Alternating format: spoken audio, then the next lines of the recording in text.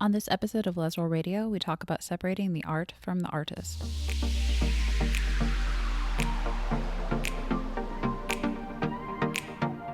This is Les Roll Radio, a combat sports podcast. I'm Kelly Shinnicky. And I'm Andrea Shinnicky. Welcome to the podcast.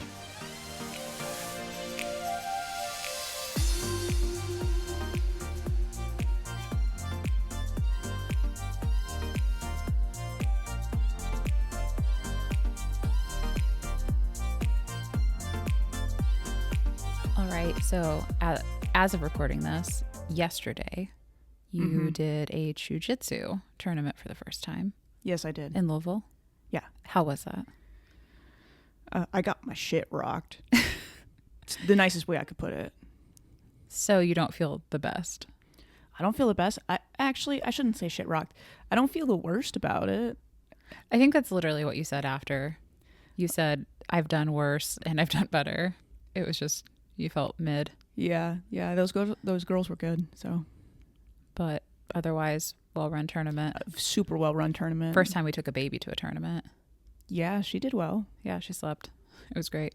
Yeah, and it moved very quickly, and they had a lot of people. So, and it was submission only. Yes, which is like really interesting to watch because like we watched one match that I almost forgot. I'm like IBJJF is so ingrained in my brain. So when it went to decision, I'm like, well, clearly the person that passed the guard, but that person had 0 submission attempts. So the other person won. Yeah. Just for like trying to do a cross choke. And I'm like, oh yeah, because it's just a completely different rule set. And I knew that. And I love submission only, but it's like hard to wrap your brain around the difference. Well, especially when you're like there coaching. Yeah. So it's really interesting to be like, well, even if you can't get a sweep or get on top or do anything, just throw in a cross choke. Yeah. I mean, really, like truly. I mean, the refs will put more weight on that because it is submission only. Yeah. So that was just an interesting experience also from the coaching perspective. But so a few quick updates. We currently have a merchandise pre-order going on. It is not exclusive to our camp. Anyone can order merchandise. So, you know, if you just want to like really show the people at your gym that you are not homophobic and also support our camp, all of the proceeds do go to camp and ensuring that people can come regardless of their ability to pay. But we have short sleeve rash guards and we have gis. And this is the only time every year we do this. So there are plenty of pictures all over social media, our Discord, pretty much everywhere that we are online of the gis and the rash guard design. And the gis are white this year unless you request otherwise. We can do a different color if you want. They look really good. Black also. Yes, they do. We did black last year. And yeah, so pre-orders by the end of February. Just DM us if you need more information on that. Rash guards are $40. Gis are $100. And again, all the proceeds go to camp. And we can ship. Yes, we can. If needed. But otherwise, if you're local or going to camp, we'll have you pick up locally. And another announcement that's related, we are going to be doing an intro to jiu-jitsu session for anyone local, or I guess anyone that wants to come, that's a member of the LGBTQ plus community, April 4th, 7 p.m. at CrewFit in Fishers, Indiana. So this is the same weekend as the Les Roll Queer Grappling Camp, but you do not need to be participating in camp to come to this. You can do both certainly, but it's separate, it's free, it's open to the entire queer community. And it's really just meant for people who are like, I kind of would like to try jiu-jitsu and do an intro class just to kind of, you know, figure out if this is something they want to do. And then we always have people at camp who are brand new to jiu-jitsu, who either just like jump in and try it that weekend, or they maybe come with a partner or a friend and they haven't really done much, if any, jiu-jitsu. So it's going to be kind of for both people who are actually new to jiu-jitsu who are coming to camp, and then also, like I said, members of just the local queer community who want to come and get a free intro. All right. Yeah. Sounds good. So I'm excited about that too. That is new. And we're doing that with the Central Indiana Young Adults Group. So in collaboration with them. And we're really excited. All right. So today's topic is one I feel like we've been alluding to for several weeks in our podcast. But it's separating the art from the artist and just a discussion about ethics in jiu-jitsu and combat sports. And, you know, we all know that we encounter figures in our sports. So this could be athletes, coaches, you know, other people that have controversial or problematic histories. And this is just a conversation about what we do with that. How do we decide who we support? When is it ethical or not to consume their work, whether it's instructionals, watching them on a fight card, going to their seminars, being a member or associated with their affiliation in some way. And, what does it even mean to separate the art from the artist in this context? And where do we draw the line between personal flaws and harmful behavior? How much people are imperfect, right? We both acknowledge that. How much do we essentially put up with? I mean, to put it kind of simply. And how do we balance our personal values with the realities, again, of having to be in this sport with people who are imperfect and make mistakes like we all do? What is too much? Right. So what does it mean to separate the art from the artist? Traditionally, arguments for this are skills and innovation can exist separately from the personality or the character of the person. Historical examples, there are like artists, musicians, athletes who are terrible people but left behind influential work that is important to whatever facet that they were a part of. And I feel like the more time passes, the more forgiving we are in some ways, even if we acknowledge them to be horrible. Oh yeah, it's almost like we didn't exist in that time, so it's like rear view. Yeah, we're like, yeah, that person was trash, but that was a great work of poetry or right, whatever, And the idea that learning from someone doesn't mean endorsing their views or their actions.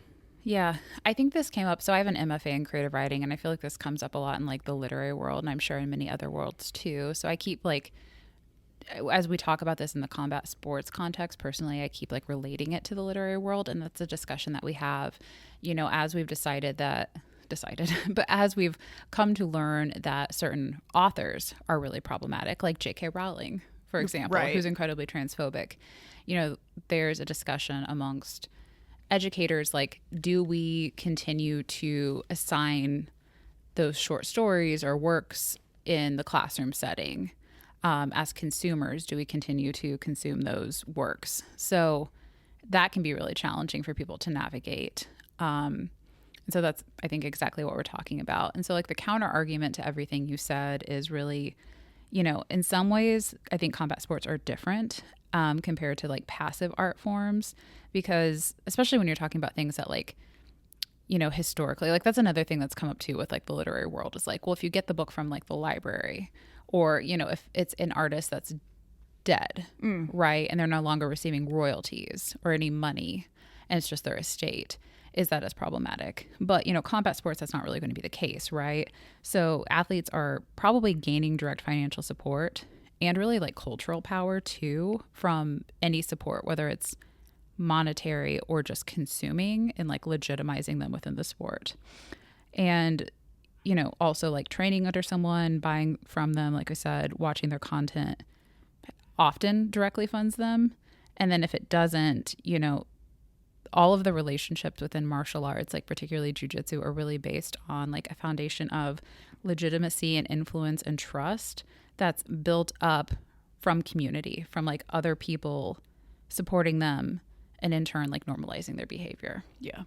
So I think that those are kind of like the pros and cons, not pros and cons, but like the for and against having that sort of like consumption of a problematic person's stuff, their work, their work, yeah. right? And so I don't know, as we decide like who we're going to support, I think there are ethical considerations. And this is really, really hard because it's like we're all individuals, and it's really hard to kind of like individually judge, like, for example, like the severity of the issue and like what the harm is. Is it a personal failing, or were like people actively harmed? Was it illegal, or was it just immoral? I think grooming is incredibly predatory, but it's not always illegal, for example. So do we care that like Nicholas Marigali, I'll call it out, I don't care, has a 19-year-old girlfriend or 18? Like, I don't know how old she is. Or, the black belt coaches that are grooming like young white belts, especially ones that they trained as children. Right. Yeah. Right. Yeah. I mean, like, that's not illegal, but like grooming is a pretty serious thing. So it's like a very challenging thing to kind of like navigate. Someone may just have like bad takes on social media. We see that all the time. And how is that different from someone who's like accused of abuse? And, what if like the person hasn't been convicted, but there's a credible allegation? There are just so many factors to consider there. It should also be considered on how it impacts the community. So, does supporting this person put other people at risk? Does their presence make the sport less inclusive or a safe space for others? Are they using their platform to spread harmful views, misinformation, and or just views that are gross? Yeah. I mean, I think that that's the distinction between what you and I said is like individual harm versus like community harm. Yes. Right. Yeah. And then, also kind of mentioned like financial versus passive support already, but just to go into that a little bit more, if you watch a match that's maybe for free, like there's no fee to stream it, versus like paying for an instructional, is one a little bit more ethical than the other. If you support a promotion though that books that person, are you indirectly funding that person? Even if it's just through viewership and advertising dollars, right? Right. Yeah, that still impacts whether or not they are on a future card, yeah. right? For example, is there a difference between just like appreciating someone's technique versus monetarily contributing to their success? I mean, again, I just already used Marigali as an example, so I don't get in trouble with anyone else. I'm just going to just deep dive into him. Great. But, whatever it is, what it is. But, I've never bought one of his instructionals, but like I watch his tape. Mm-hmm. And I have watched like clips of him and or other people. Like my main sweep is a Marigali sweep and gi. And, I've tried to not like financially support him, but I am probably indirectly giving him some support through views, even if I don't follow him on social media, right? Like I'm viewing that YouTube video, and even if it's not monetized, if it has lots of views, it gets more views. That's how those algorithms work. And that's a form of support that I need to kind of recognize and decide whether or not I feel okay with that. Yeah, I find that very difficult too because the sweep is named after him. So, well, I don't even know if it's like really a specific sweep's the wild thing. Like if you look it up, there's so many variations of it, but it's a very like specific style of like lasso sweep he does. Yeah, right? I just in relation to other moves. That's what I'm saying. Like it's just like the Marigali system, like with those sweeps. Yeah. It's just interesting. Yeah.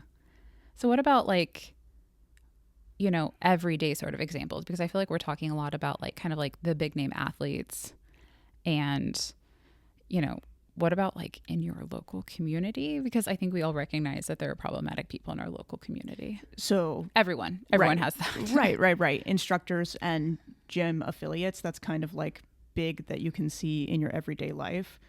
What if a head coach has a problematic past? Do you leave the gym then? I have before, yes. Yes, yeah. We both have. Right. So if a gym allows problematic figures to thrive, is it complicit in... So if it lets those people train, if it lets a white supremacist train, if you have a white supremacist coach, but you're not, are you complicit? Yes. Yes. Sorry, that wasn't a question, but yes. Yes. I mean, no, even if it is a question. Yeah. Navigating discomfort versus taking action. So when is it the right time for you to walk away? Yeah, I don't know. Right. Yeah. That kind of like that's the question and with all of this, but these are just the considerations. Yeah, just things to think about. Like, where is your line? Yeah.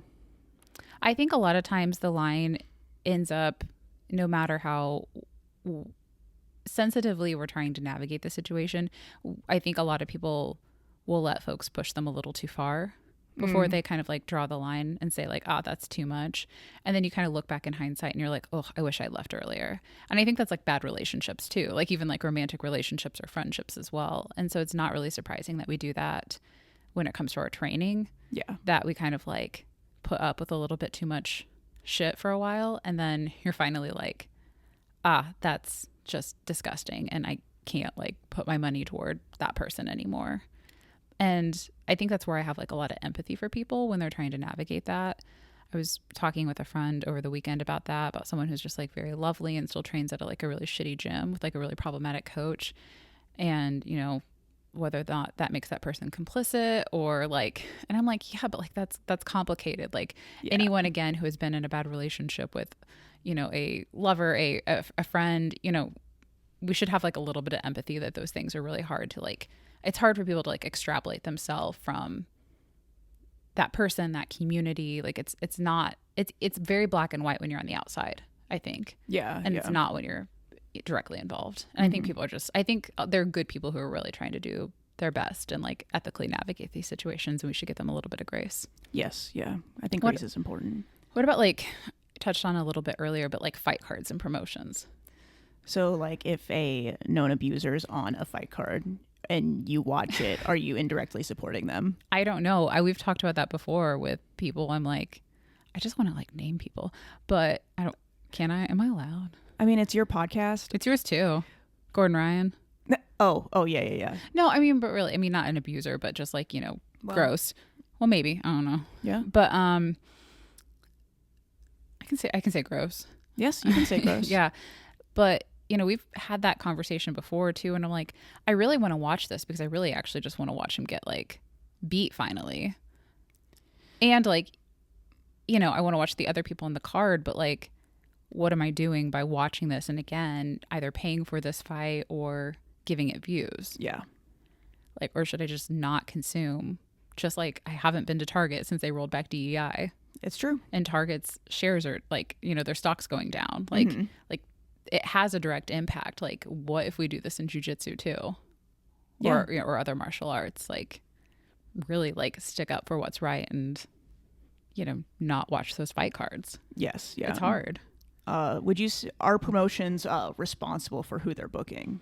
I mean, and that's tough too, right? Because they want viewership. So it's like you have to have a decision about like your own ethics and like, do you put controversial people on if they're bad people or if they've done bad things or they've caused harm or they are causing harm to the community or to others just for the views? I mean, I would say no, but that's a really tough thing. Like, if you can have Gordon Ryan come teach at your gym or, be on your fight card, like, how do you not? And so it's like, I understand that. I mean, I would say my hard line would be no.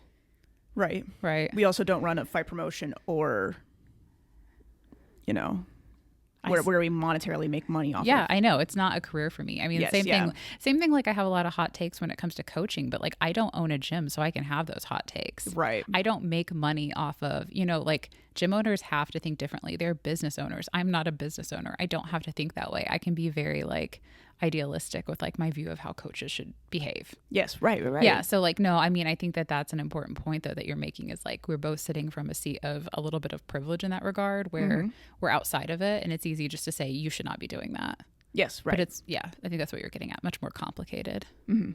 Should organizations like the UFC or IBJJF be pressured to take a stand on these kinds of situations? I feel like they only do if it's like drugs, like you fail a drug test. Yeah, which I don't even know if the UFC does drug tests because Gordon Ryan has competed on the UFC fight card. I know nothing about UFC, so I shouldn't even comment on that. But I mean, IBJJF obviously does. Obviously, like ADCC doesn't, and other major orgs don't. But I mean, aside from that, like I don't know. Like it's very hard for me when I continue to see like certain people competing, like to continue to see like Cyborg competing at IBJJFs. Like it's very hard. Yeah. That's very hard. Like I feel like I do judge that organization. But again, like where is the line and like, how do you make like determinations about like fair determinations about like harm that's being caused to the community, particularly in cases where there's maybe not been like criminal liability found. Yes, that's right. tough. That's really tough. What about when it comes to like instructionals, DVDs, any sort of online content? Should we separate their teaching from them as a person? I actually asked Andrew Wiltsey this question last fall, and he said you should just download their content illegally. That is not advice for anyone. No, he said it. And but I mean, like, that's one thing, like we were kind of talking about at the beginning, like, if you can get it for free though, I'm not saying do anything illegal, but like if you can get it for free, like a free YouTube video or whatever, there's still concerns about that being monetized or views, but not paying for it. But like the ethics of paying for those instructionals, I just have gotten like much more hardlined about a lot of this. Like I used to be the person that like was like, yeah, I know Hobby Lobby's trash, but like I'm still gonna go there. But like I'm just personally like at a point, I'm embarrassed that it took me this long in life, but like I'm just getting to that point where I'm just like not tolerant of shit and like bad behavior anymore. Yeah. I'm really not. So for me, I would say no, I won't buy those instructionals. Do I have some? Yes. Yes. I've actually never bought a Gordon Ryan instructional. I have a free one. Right. Right. But I've bought, and I won't name those people, but I've bought some from people that I have subsequently decided are problematic, and from like platforms that I find problematic because they continue to house problematic people's instructionals. Right. Right.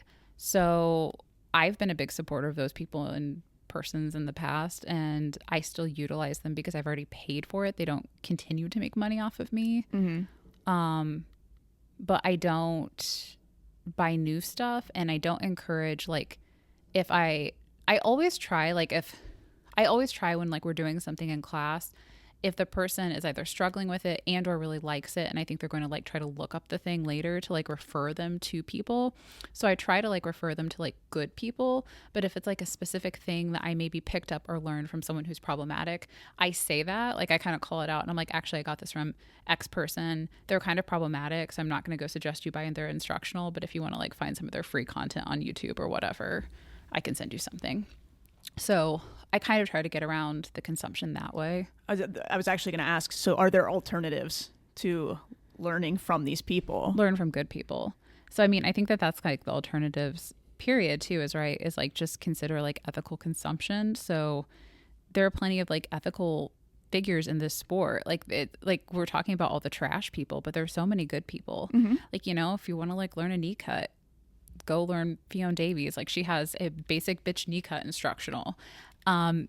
There are so many good people, and just try to find the content from them and really like support them and give those people your money and go to their seminars and join those gyms. I mean, just ethical consumption, right? Like I think that's the alternative, is you find those people and those platforms, and you know, whether it's like actually giving them your money or even just like supporting them non-monetarily.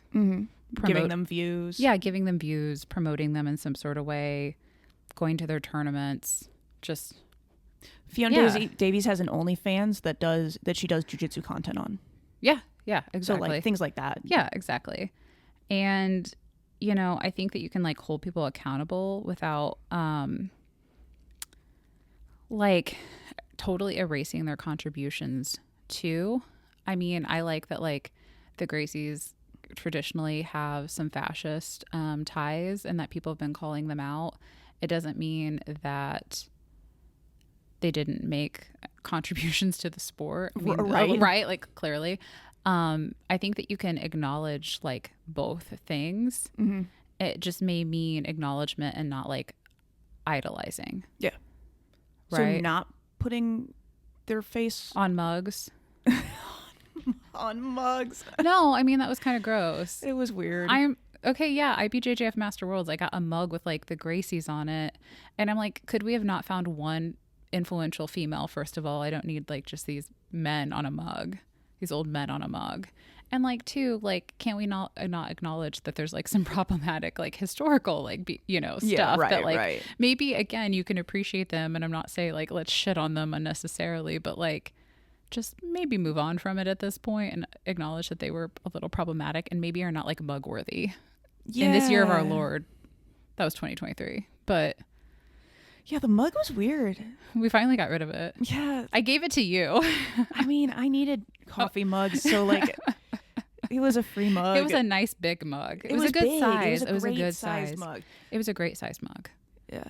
Even the bag that year had them on it. And they were on like a big like, weren't they on shirts too? They were on everything. It was like, a lot. There were a lot of like just old white men on things at that IBJJF. It was so weird. It was so weird. But yeah, I don't know. Well, to kind of wrap the whole thing up, ethical consumption in combat sports is personal, but it is important. Yeah, it's obviously like deeply personal. And I think we asked a lot of questions and probably didn't answer much in this podcast, but I think that's kind of the point is it's okay to struggle with where you draw the line. And I think that we need to like I don't want to make this like too like outside of like the topic, but I see this a lot where like when you're not involved in a situation, people will pass like very strong judgments on a person. Like if they don't leave a toxic relationship, for example. Yes, yeah. And there's just like this hard line judgment, cut that person off, whatever, you know, I don't support like your behavior. But when you're the person battling these things, these decisions, it's much more, it's like you can always see something when you're someone else sitting outside looking in with a different sort of clarity than you can see when you're that person battling it. So I'm just saying, like, again, I said this earlier in the podcast, I think it's okay to understand that this is not black and white. It's challenging for everyone, and give people a little bit of grace if they don't make the exact same decision that you make. You can still have hard lines. Like there are people that I've cut out of my life, both personal and jujitsu, because of certain beliefs they have, right? Yeah. I also think I'm generally pretty tolerant too. Yeah. Like I think I balance that line pretty well, but I have some pretty hard lines too. So just like, you know, try to understand that people are really struggling with this. And I think most people are endeavoring to do their best. And yeah, I just think that the best thing we can do is be intentional about where we train, who we learn from, what we support. And those are the things that shape the future of the sport. So it's important. Let's get it moving forward. All right. So we had one listener question this week, and it is, how do you balance intensity and longevity in training? Well, I just want you guys to know that I think Kelly actually answered this is answering this in a Substack that comes out next week. Yes, it's coming out next week. So this was just good timing. So there will be a Substack unrelated. I actually wrote it before I saw this question. That is coming out next week.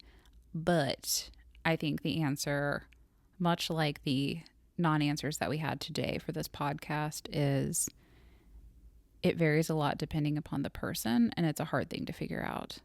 So you're not alone figuring it out. Right. And so the Substack has some very like specific ideas and suggestions, but I think the idea is like you have to kind of feel it out with your own body. Like everyone's unique. So, you know, your age, your level of physical fitness, your ability to endure stress, your personal life, like all of these things impact like how much you can train before you hit the point of like diminishing returns. There's not a one size fits all answer.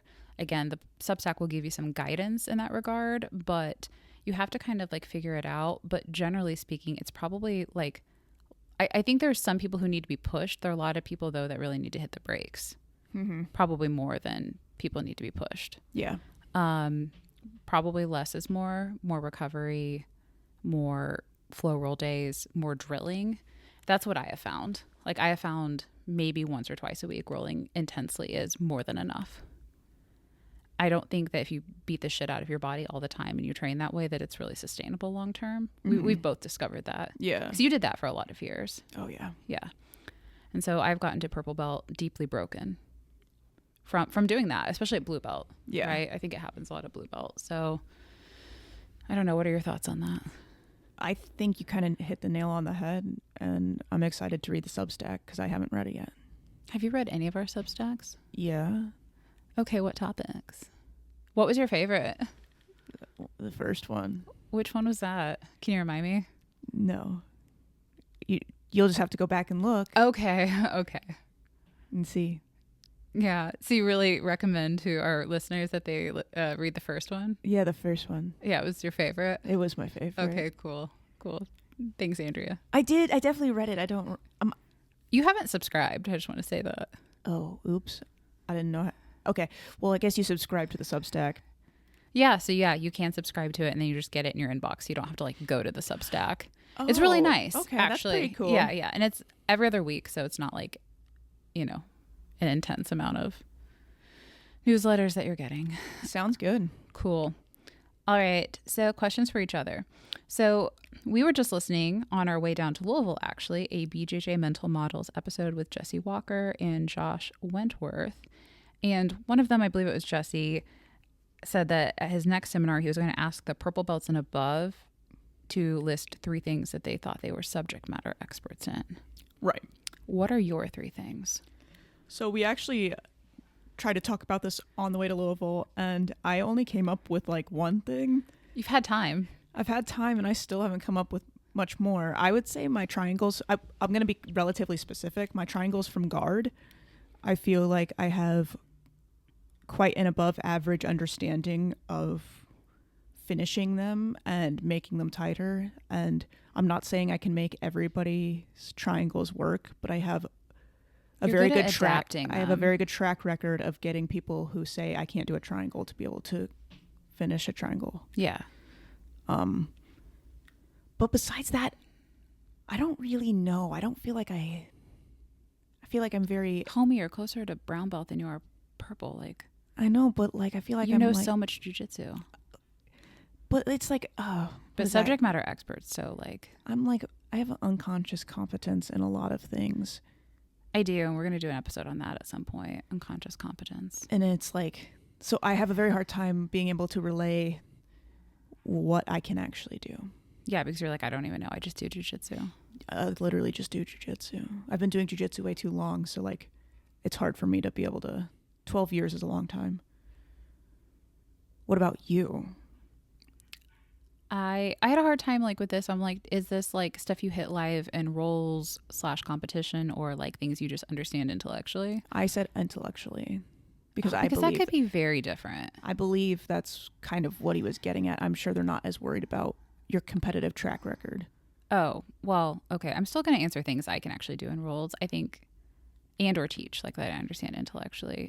Finishing mechanics on a straight ankle. Mm-hmm. I feel very competent. And I didn't know how to describe this one, but I was going to say arm bars either from like side scissor position or like guard arm bars that are not just like the standard one. So like a Choi bar or a side scissor arm bar, like where I invert. Mm-hmm. Either of those arm bars. Like I feel like I can do both. Yeah. Both hit them and explain them really well. And then maybe like K-guard to backside 50-50 or to matrix. I feel very competent with getting to the position. So maybe just like that entry and getting to those positions. I thought of one for myself. Good. Getting armbarred. Andrea. Sorry, too soon? No. I get armbarred a lot. You only got armbarred Once. 50%. Okay. I was going to say 50% of your matches. Once. Only one time. I like 50% of my matches better. Than once? Yeah. Sounds like I did a lot more. That sounds like you got armbarred a lot more, though, for some reason. Yeah, but my face is completely fucked. You guys can't see it, but like my forehead is bruised. My eye bruised up last night. My nose hurts. Your face is swollen. My face is pretty swollen from getting beat up, and I'd like to say it's from more than 2 matches. Those girls were really mean in a good way. I'm not saying that. Mean in a good way. They're very assertive with what they were wanting. Those are matches I want. My face just hurts. Yeah. So that was more of a joke. Does your elbow hurt? No, my elbow feels better today. Okay. So you tapped early enough. Yes. Okay, so good. But the rest of my muscles are trying to evacuate my body. I thought you were going to say standing up when someone armbars you. That's more specific, but yeah. The way we screamed at you when you did that. You and Risser, I know. I heard Risser. I heard her telling me what to do, and I literally kept... Did you listen to I haven't shown you the video that I took of you? No. When you get armbarred, I go, oh, no, when your guard got past, I go, oh no, or something like that. Like, we were listening to it in the car on the way back. If I ever film one of your matches, anyone out there, I can't control my mouth, and there will just be commentary in the background. So if you are sensitive, I am sensitive. I wouldn't like that. But if you're sensitive, don't let me film your matches. I can't. I can't keep my mouth shut. Don't actually have me film your match either, because I have really bad tremors. So don't ask either of us, honestly. You're better off asking a broomstick. I'm really good at when people can't. I don't know why, because I'm not loud, but people say they can hear my voice. So what I'm good at is just repeating what your coach says. That's true. Yeah. You've got that podcast voice. People say they can hear me and they can't hear other people. So I just like repeat what other people say. I do the same thing if people say they can hear me. Because sometimes they can hear me or I'm just that loud. I can be very loud if I'm trying to be. Yeah. I was carrying the baby the whole time this past weekend, so I did not scream. I mean, I did, but I didn't. It was a little more quiet. A little more demure. Yes. All right. What things do we have coming up? So coming up, IBJJF Indianapolis Open, March 8th through the 9th. No, Kelly, I will not be competing against you. And we have... No. And Les Roll Queer Grappling Camp, Fishers, Indiana, April 4th through the 6th. And Role Model Women's Only Grappling Camp. And that's in Plainfield, Indiana. And that's July 11th through the 13th. Right? Yeah, that's it. I just want to say I told you I would do gi or no gi too. We're not competing against each other. We're not paying that much money to compete against each other. No. You End said of that and I story. was like, can we just go out on the mat then when they're taking a break? No. Does an exposition match? No. I say that, but like I don't even feel like No. physically doing it. The next Spar War is you and me. Really? No, I was joking. I'm going to put that out of the episode so AJ or Risser doesn't hear it. I have such bad performance anxiety. Like I don't like when people watch me even in the gym. And you're the opposite. The second someone looks at us, it doesn't matter who it is. It could be like a day one brand new white belt or like a kids class parent. And Andrea like turns up the intensity to like level 100. And I literally will be like, oh shit, when that happens. I don't actually want to do Spar Wars with you. I don't want people I know watching me roll. Then I won already. It's great. Great. Yeah, you won. All right. Where can people find us? People can find the podcast at lesrollradio.com and at lesrollradio on TikTok, Blue Sky, YouTube, and Instagram. Discord link will be in the bio. Find you oh my gosh, you can find me, Andrea Shenegi, at Shenegi A, and my beautiful wife Kelly at Kelly Shenegi on TikTok, Blue Sky, and Instagram. Yeah. Yeah. Bye. Bye.